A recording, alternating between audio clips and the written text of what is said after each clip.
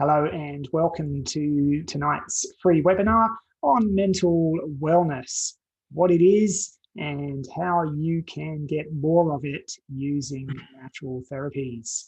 My name is Martin Stone from Switch On Health, and our presenter for tonight's session will be naturopath and homeopath Sally Maisie, who has, of course, presented for us before.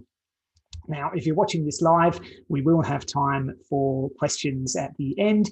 And if you're watching this on YouTube and you've got any questions, we'd love to hear from you. Please do just type your questions into the chat box, into the comments box down below, and we will be sure to get back to you. Also, if you are watching this on YouTube and you'd like to help support us in our mission to make natural health available to everyone, then please hit the subscribe button, because the more subscribers we have, the more we can offer, and we look forward to offering you more. So mental wellness is a big topic. Now, mental wellness has the ability not just to affect you and improve your life on a mental and emotional level, but it also has the ability to affect your body on a physical level. Now, this is an area that Sally is passionate about. She does a lot of work in this area. So without further ado, over to you, Sally. Awesome. Thanks, Martin. Hi, everyone. Hi, Reggie. Just to let you know, yes, as Martin mentioned, mental health is one of my favourite topics to talk about. Having come from a mental health background myself with anxiety, and I have family members who are all psych nurses, so, put it that way, I know a little bit about it. So we can be sad or glad or just bored. So according to World Health, it is a state of well-being where the individual can cope with normal stresses in their lives. Now, as you can see there's a couple of terms to consider. And the first one is eustress. And it is, as it says there, positive, beneficial effect on health. So it is, you know how when you want to go on a holiday and you're so excited about going on a holiday and you've got those endorphins being released, but you're fairly hypervigilant at the same time, and you want to make sure that you remember everything and that you've got your passport and your tickets and you double check your list and you triple check your list, and you're ready to go. A job promotion is another example of it, where you have a situation where you feel good because you've been offered a job promotion. De-stress, on the opposite side to that, is the sort of person who feels pain. Now, that can be mental, emotional, or physical pain. It can be anxiousness, and it can be sadness. It is from hearing potentially bad news. It is from due to a long illness. It can be, pain that's felt from an accident. It could be, post-traumatic even. It could be any sort of trauma where we start to feel distress. And if we don't sort of address it, then we are releasing cortisol, and we can continue to release cortisone, which is the adverse stress hormone. And this can become an issue because we then end up with what's called chronic stress. And this can lead to a lot of sort of mental health issues. So mental wellness, often overlooked, but it has a very huge connection with mind and body. As a homeopath, we are taught that any mental and emotional imbalance can lead to physical manifestations. So even a mild mental illness can have adverse physical sort of conditions. You can get health problems such as heart conditions. You can end up with a lowered immune system. It can increase your cholesterol levels. Studies have shown that obesity and diabetes and hypertension can all be linked to mental and emotional distress. Anxiety, depression, other nervous sort of disorders, they're very common. We're talking about them so much more now because we're in this sort of year of 2020 where we've never experienced something like this before. So treatment from a conventional perspective is your SSRIs, so your antidepressants, and your MAOIs, so you've got your inhibitors, you've got your serotonin uptakes. There's also things like counselling, psychotherapies such as cognitive behavioural therapy. But there's also alternative therapies, and that's what we're going to talk about tonight in particular. Stress, though, there is emotional well-being in addition to that. So they sort of go hand in hand. If you are emotionally imbalanced and mentally imbalanced, it could be because of some grief or loss. You may have lost a loved one. You may have lost your job. It could be from shock. It could be from a trauma, as I mentioned before. It could be from, you know, feeling abandoned, or even major life events. You know, moving house is, you know, sort of up in the top 10 of stress related problems. Changing jobs, divorce, you know, the poor Victorians who have been in lockdown for the last 3 months. I could not even consider the trauma that they have been experiencing during that time. If untreated during this acute sort of stage, as I mentioned before, it can lead to a chronic condition. So we need to sort of be able to sort of recognise some of those, what we call red flags. You know, there could be changes in behaviour, such as isolating oneself or withdrawal from social events. It could be that your client or your patient is in constant tears and they're crying all the time. They're having negative thoughts. There is this worthlessness, this loneliness. You know, imagine the poor people who have been in some of those elderly retirement villages, not being able to get visited by their loved ones. How would they feel? Again, I could not even comprehend how difficult those times have been for them. There can be changes in concentration, there can be altered sleep patterns, there can be weight gain, weight loss, there can be fatigue, and there can certainly be suicidal ideation. So, you know, you need to look out for some of those triggers if there has been changes.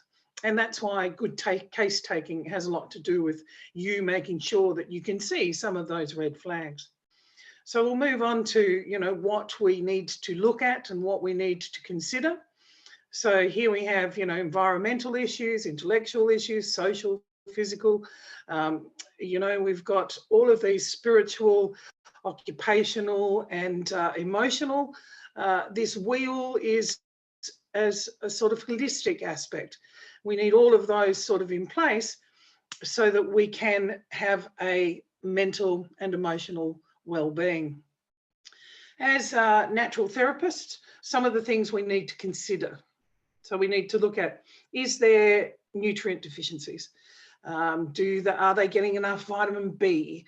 Are they getting enough protein? Are they getting, you know, the amino acids play a huge role in brain function. Are they getting enough EPA and DHA for the fish oils? Is their gut working properly? Because if their gut's not working properly, then their brain chemicals will not be working properly potentially either. Are there hormonal imbalances? So, you know, generally the path, of course, is if one hormone is out, then several others may be imbalanced at the same time. Excuse me. Are they suffering from oxidative stress? Now, oxidative stress is where the cell itself is unwell. And this normally comes from too many free radicals that you know, caused in the body, and they might not be getting enough antioxidants. Do we test for heavy metals? Because toxic metal overload can be consistent to mental unwellness. We look at methylation issues, whether the patient may be under or over methylated, and that's a whole different ballgame. But we need to consider all these factors and rule each one of them out in order to help our patients. Is there a copper overload? If so, there's low dopamine and then high norepinephrine. Do they potentially have, could they possibly have a pyrrole disorder? Ultimately, as it says there, it is a chemical imbalance in our brain's chemical factory. Now, in our, you know, in our neural neurotransmitters, we look at things like serotonin, dopamine, norepinephrine, epinephrine, acetylcholine. There's many others. And there is a very, very good chart, and they've just recently updated it, that you can get through bioceuticals, that is a neurotransmitter chart, and it shows you when there is an overload or when there is a deficiency, what signs and symptoms you might see. So I highly recommend that you look for that. It's called a neurotransmitter chart. If you Google that, you should be able to find it, and it's from one of our suppliers, which is bioceuticals. So nutritionally, what do we look at?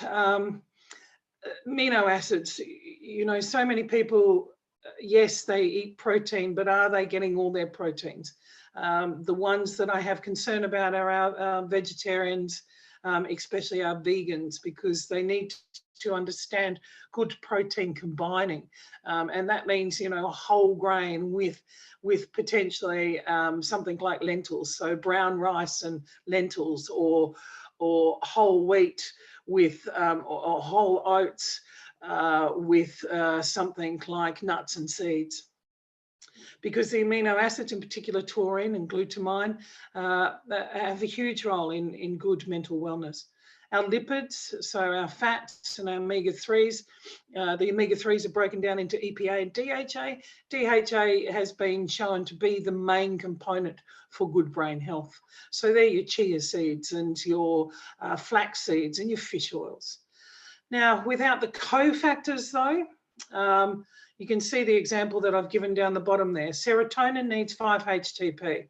It also needs the cofactors zinc and B6, EPA, DHA, and vitamin C.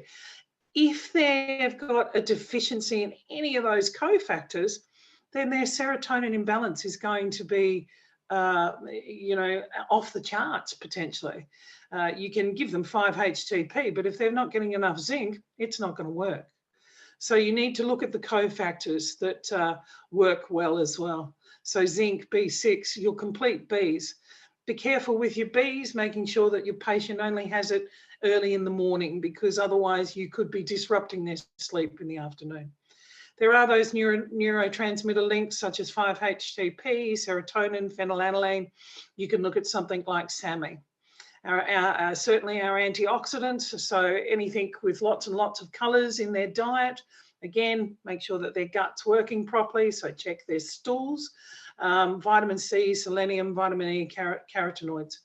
And then minerals such as magnesium and potassium. They are good precursors for good mental health. So you need to, there's so many factors to mental health that we need to consider, that it's not just, yes, let's give them 5-HTP or GABA or SAMe and everything will be fine. Because if they're not getting all the other, you know, biochemical cofactors, nothing will actually work properly. Okay, so look at the gut first, look at making sure that they're absorbing, making sure that their diet is full of the right things, potentially maybe supplementing with a multivitamin for a short period of time to see if that changes anything. But yeah, nutrition and supplementation are going to be a potentially big player in this.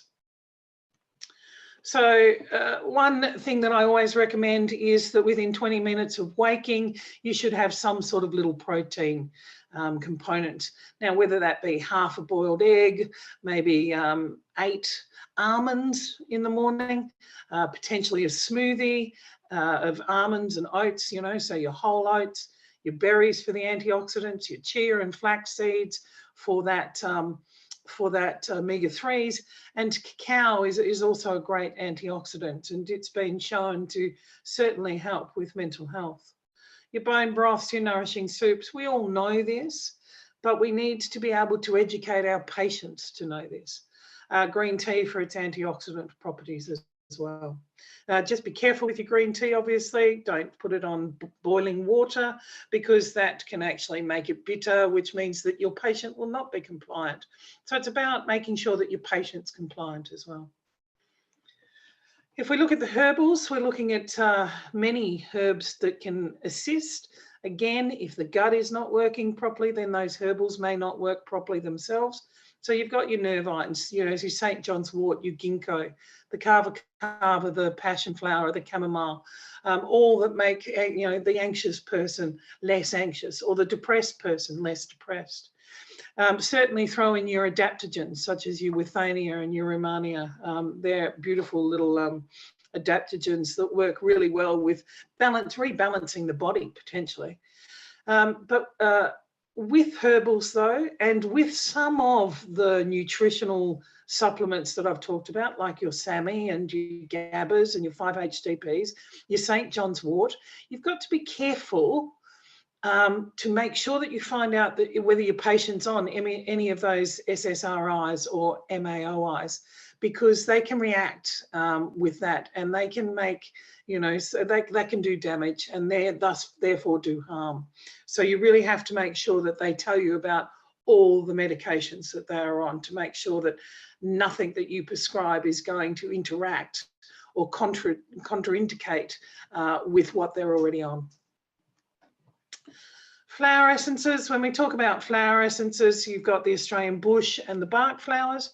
So, you know, a pretty easy go-to is Rescue Remedy or Emergency Essence. Rescue Remedy is now in pastels, so that's really good for little people. There are a few other flower essences that I've put there, like elm. That's for when you're feeling overwhelmed. Elm is actually in the name of overwhelmed. You've got Crowea, that's the worrier. You've got Mimulus for anxiety. You've got aspen, gorse, and certainly black-eyed Susan. So there are many flower essences. I tend to use the flower essences for my patients that potentially are on those SSRIs and MAOIs and are very hypersensitive, as opposed to potentially the homeopathics. So I might put them on a flower essence first, just to get them a little more calm or a little less sad. So I'll get them to try that for a little while and see how it goes. And then I will look into, certainly I'm looking at their nutritional status, but I find that the flower essences don't tend to interact with a lot of the conventional medicines, especially if your patient is on those. When we move on to the homeopathics. Now, if I was to prescribe some of these homeopathics, I'd more likely do it in a very high potency, from anything from your 1Ms up to your 10Ms to your LM potencies, because that is for very mental and emotional imbalances to the vital force. So you can see there that I've only put 3 that I've explained in a little bit of depth. The first one is Aurum, which is all about depression. These people are high achievers. They're fairly ambitious. They, you know, their work means more than their family. And I suppose in the times we find ourselves in, that could be quite a few people at the moment, because there are people that are unemployed and they're trying to make sure that their families are being looked after. It may not appear like that because they're isolating themselves, and they may have, you know, the tendency to have, you know, reliant on alcohol. The Arginit people, Aurum, just so that you know, is gold. Arginit, which is silver. Anxiety, which is anticipatory. Now, what that means is these people get anxious before an event. These people believe that they will fail for any upcoming events that are about to occur. So it could be starting a new school, it could be starting a new job, it could be presenting a project of some sort. Any of those things could make it difficult for them to work efficiently, and then they become anxious. They tend to be fairly compulsive, ritualistic, so they could be the person that writes 50 million lists and then changes those lists hourly.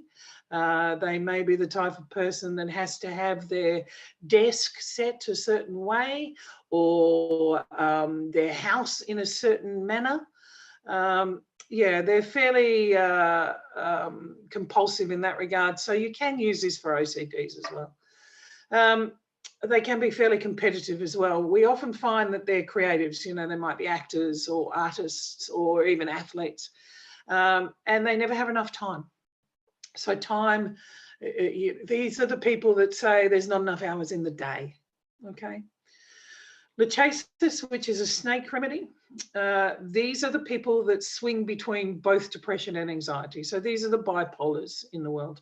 They're fairly passionate, they're fairly outgoing, they're loquacious, which means that they talk a hell of a lot, and they can become quite suspicious and quite jealous, which makes them quite moody and paranoid, and then thus they become melancholy. So they can have these high highs of this passionate, outgoing, talkative self, and then if somebody is not wanting to participate with them, they can become quite moody and melancholic.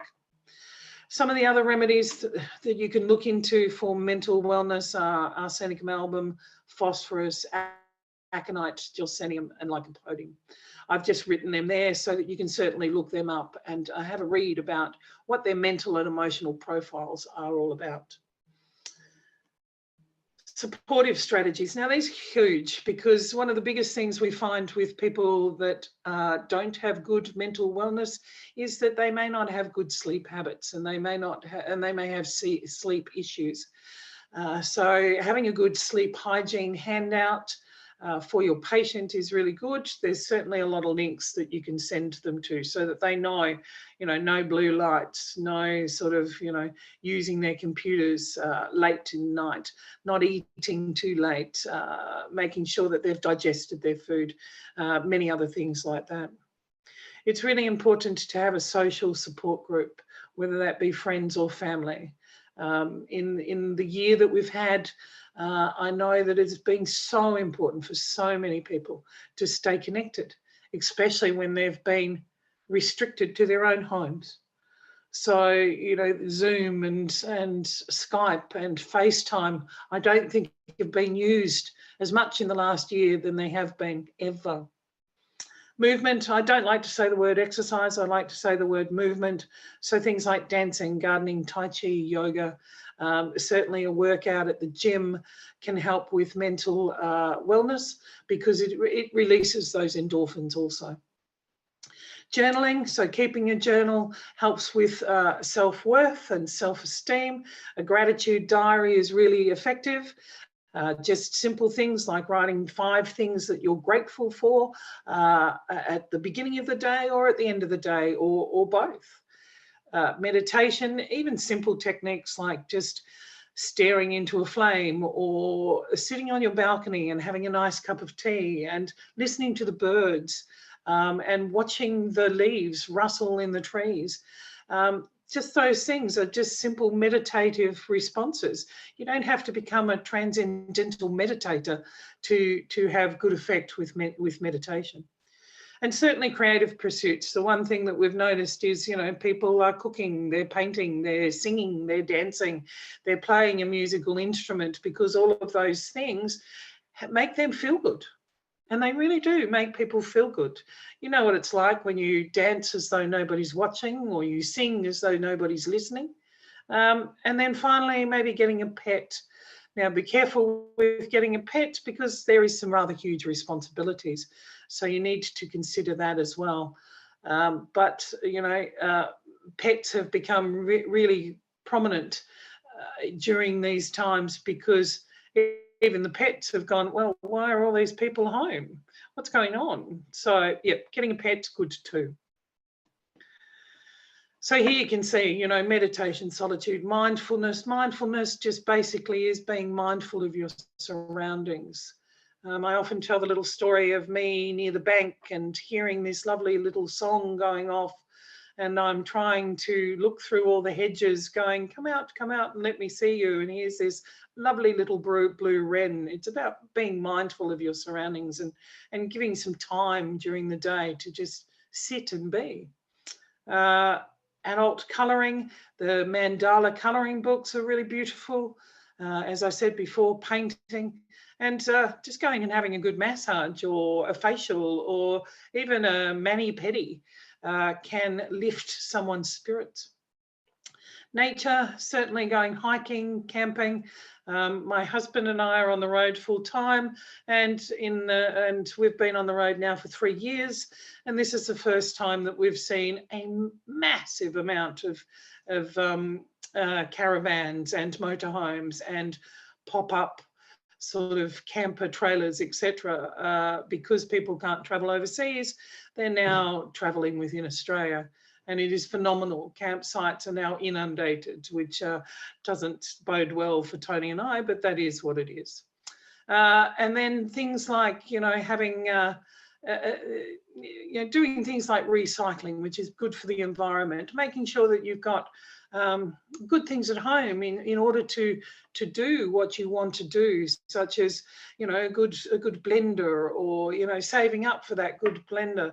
I know the Thermomix at the moment is a big player, but it can be slightly expensive, so we can look at one of those little stick things instead that is certainly a lot cheaper. So and even going online and doing some franchising online can be aspects that we can consider just to keep us motivated. And that's one of the things, is to stay motivated and engaged. So yeah, mental wellness is about many things, and there are many things that we can do as natural therapists in order to help. But if not, we can certainly send our patients to some of these sites as well. So there's Headspace and Black Dog, there's Beyond Blue, the Kids Helpline, there's Lifeline, and that's a phone contact as well for anybody you think may have suicidal ideation. And there's Head to Health, which is a government Australian thing. I recommend these because of the fact that they can help that person who may not want to reach out. They can go online and check out some of the coping or what we call supportive strategies. They might see it as coping strategies. I tend to look at coping strategies and think that they can from time to time be a little negative, because it might be that we go and have a drink, we might eat too much chocolate, we might, that's how we cope. Whereas supportive strategies can be, I'm going to the Tai Chi in the park to meet Mrs. Smith and Sensei, and I'm going to have a great time. So there's a social connection there. Even exercise can be both a coping and a supportive strategy. So you need to be aware of some of those, again, red flags and triggers, to see whether or not your patient may have some slight addictions towards some of these aspects. But in the times that we find ourselves in, I implore many of you to sit back and consider how important mental and emotional well-being is, because it can lead to so many other physical maladies and ailments. And from a metaphysical perspective, that's what we look at as natural therapists. So I hope this has helped many of you, and I look forward to hearing from many of you. Martin, over to you. Excellent. Thank you, Sally. Well done. Great presentation as always. Now I'm just going to see what's going on with this video. See if we can sort of, maybe if you stop sharing the video, it might come back, Sally. Oh, you can't see me? I can see you. Can you see me? Yeah, I can see you. I can't see myself. The narcissist in me is not happy. See, that can lead to mental health there, Martin. Yeah. Oh, well, I'll just have to assume this is working okay. Yeah, look, fantastic. There's so many, I mean, obviously everything you talked about in that presentation, we could talk about every single point for a lot longer. I'll try to resist. But just to mention a few things, there is, of course, that real reciprocal relationship between our mental and emotional well-being and our physical well-being. When one's not working properly, the other one gets affected. So, when your mind or your emotions not working properly, that, of course, can affect your physical health, and vice versa. If you're not well physically, then that can affect your mental well-being. And of course, as natural therapists, we always say prevention is the best cure. And we know that if you've got good mental and emotional health and well-being, then you end up being more resilient and more able to deal with the challenges that life throws at you when they come. And the good news is, of course, that, as Sally said, we've got nutrition, we've got herbal medicine, we've got homeopathy, we've got flower essences, we've got all of these remedies that can, strengthen you mentally and emotionally as well as physically. Something else I just wanted to mention, which I thought was a little bit funny when you were talking about lachesis. I can't help myself, but Yeah, look, I call it chasis, you call it lachesis. It's okay. Yeah, that's not what I was going to talk about. I was just going to say that when we're filming this, we're just a few nights after the election in the US has been officially called, and of course the incumbent president, I think is our Mr. Trump, you would say. Yeah, Mr. quite a Trump good case. is no longer President Trump, yeah, although he doesn't think he is. Suspicious, moody, paranoid, can't possibly believe that not everybody voted for him, so the vote must be rigged. That's the only possible explanation. Has his high highs and his low lows. Yeah, absolutely. You'd say he was a bad loser. Maybe. Anyway, we won't get too political, but I think bottom line for me, really, you've talked about a lot of things that people can use themselves. You can put these strategies into place yourself, but I would really just want to reiterate what Sally said. If you do need help, see a practitioner. It could be a GP, but obviously we reckon nutritionist, naturopath, herbalist, homeopath, complementary medicine practitioners have got, just so many great tools that can help with all of these sorts of things. Was there anything you wanted to add, Sally, before we open it up for questions? Yeah, one of the things is certainly checking the gut for good gut health. I try to implore practitioners to know a huge amount about the endocrine system, because I know that the endocrine system plays a massive role in mental health. And if your gut's not working properly, then you won't be working properly. So, good gut health, endocrine, and mental health, and they are the three things that I tend to focus on when in practice in particular. But knowing those other aspects, such as the methylation, undermethylation and overmethylation, the pyrrole disorder, making sure, as natural therapists, we're there to rule things out, and that's also what a GP does when he's trying to diagnose. He's doing all those tests to make sure that you haven't got them. So as natural therapists, we have to do those things as well. So we have to make sure that the gut is working, that our patient doesn't have copper overload, that our patient is getting the right nutrients. So it is as important as a doctor sending you away for pathological testing. Excellent, good stuff. Okay, well, we'll open it up for questions for those who are watching live. And if you are watching on YouTube, thank you for watching to the end of this video. If you do have any questions, please pop them below into the comments box, and we look forward to seeing you at the next one. Learn more with Switch On Health.